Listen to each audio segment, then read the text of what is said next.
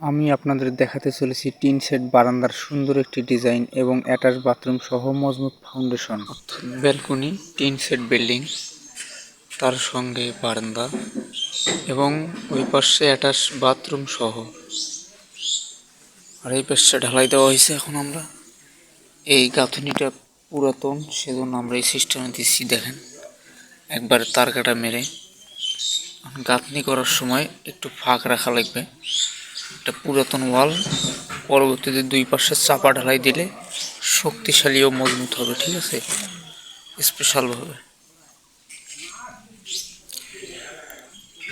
পাশে 10 ইঞ্চি, সামনের দিকে 20 ইঞ্চি সোলিং, 20 ইঞ্চি সিসি ঢালাই।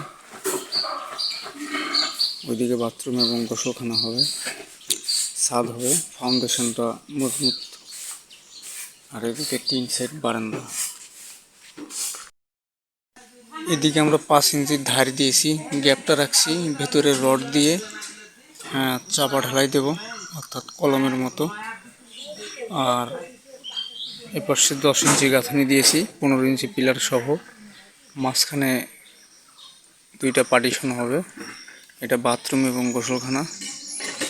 এদিকে ছাদ ঢালাই হবে, আর এইদিকে হচ্ছে টিন সেট, সেজন্য 5 ইঞ্চি দিয়েছি, সমস্যা না হওয়ারই কথা। আর এদিকে দিয়েছি আমরা 10 ইঞ্চি ধার, যেহেতু এটা ছাদ হবে, এটা লোডের ব্যাপার স্যাপার আছে, পুরো আবার ট্যাঙ্কি থাকবে, সেই জন্য সুন্দরভাবে আমরা দিয়েছি মজবুত ফাউন্ডেশন।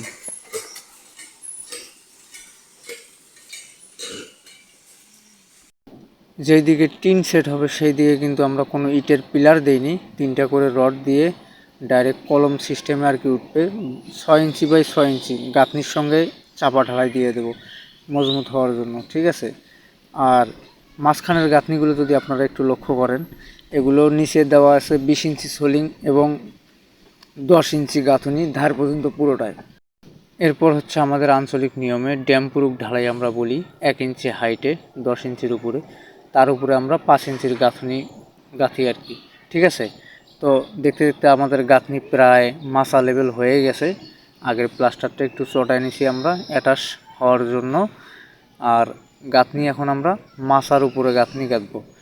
মাচা দিয়ে সর্বপ্রথম আমরা 7 ফিট হাইটে দুই পাশের কর্নারের যে 15 ইঞ্চি পিলার ছিল লেবেল করে উঠাই নিছি।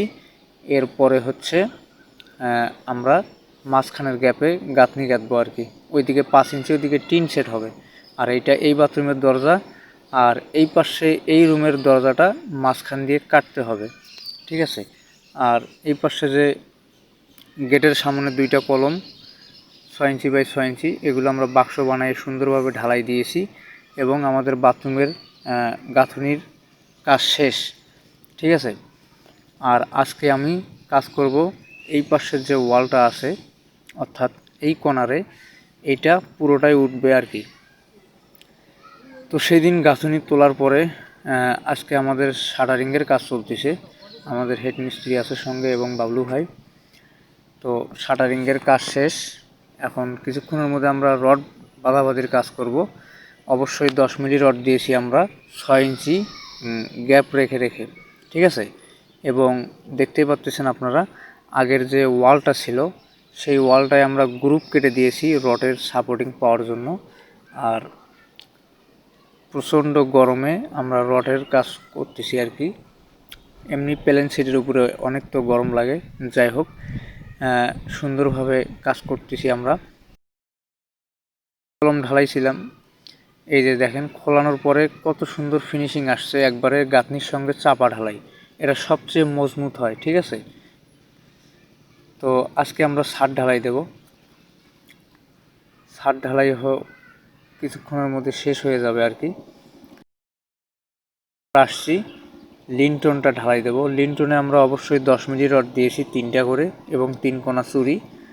শাটারিংয়ের কাজ শেষ, কিছুক্ষণের মধ্যে আমরা লিনটন ঢালাই দেব। এই খাড়া রডটা দেখতে পাচ্ছেন আপনারা, এটা হচ্ছে কাঠের পায়ের বসানোর জন্য। ঠিক আছে, অসম্ভব সুন্দর একটা ডিজাইন, চাইলে আপনারা আপনাদের গ্রামের বাড়িতে এভাবে কাজ করায় নিতে পারেন।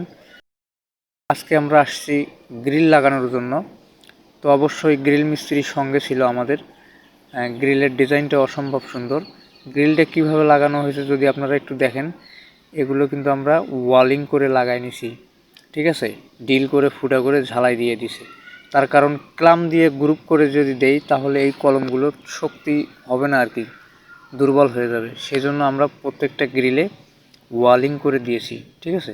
গ্রিল লাগানোর পরে গেটটা লাগানোর পরে অসম্ভব সুন্দর লাগতেছে। তো এখন উপরের চালটা ছাওয়ানোর পরে আমরা প্লাস্টারের কাজ শুরু করব আর কি, ঠিক আছে। দূর থেকে কিন্তু সেই সুন্দর লাগতেছে। আজকে চাল ছাওয়ানোর কাজ শেষ, তো আজকে আমরা প্লাস্টার করব। আমাদের গ্রুপের মেম্বার যারা যারা আছে সবাই আমরা আসছি আজকে কাজের সাইটে, সবাই প্লাস্টার করব বাইরে এবং ভেতরে। 2 দিনের ভিতরে কাজটা শেষ করতে হবে, ইনশাআল্লাহ শেষ করব। তো সবাই মিলে অনেক আনন্দ ফুর্তি করে কাজ করতেছি। যাই হোক, ইনি হচ্ছে আমাদের বাবলু ভাই, রড মিস্ত্রি। তো তাকেও আজকে আমরা রাজমিস্ত্রি বানাইছি, কাজ করতেছে ভালোই। যদি আপনারা আমাদের আশেপাশের জেলা থেকে কাজ করায় নিতে চান তাহলে আমাদের ফোন নাম্বার দেওয়া থাকবে ডেসক্রিপশন বক্সে, চাইলে যোগাযোগ করতে পারেন আমাদের হেড মিস্ত্রির সঙ্গে। আর এরকমই রাজমিস্ত্রি রিলেটেড বিভিন্ন কাজের ব্লগ ভিডিও পেতে চ্যানেলটি সাবস্ক্রাইব করে পাশেই থাকবেন। ধন্যবাদ।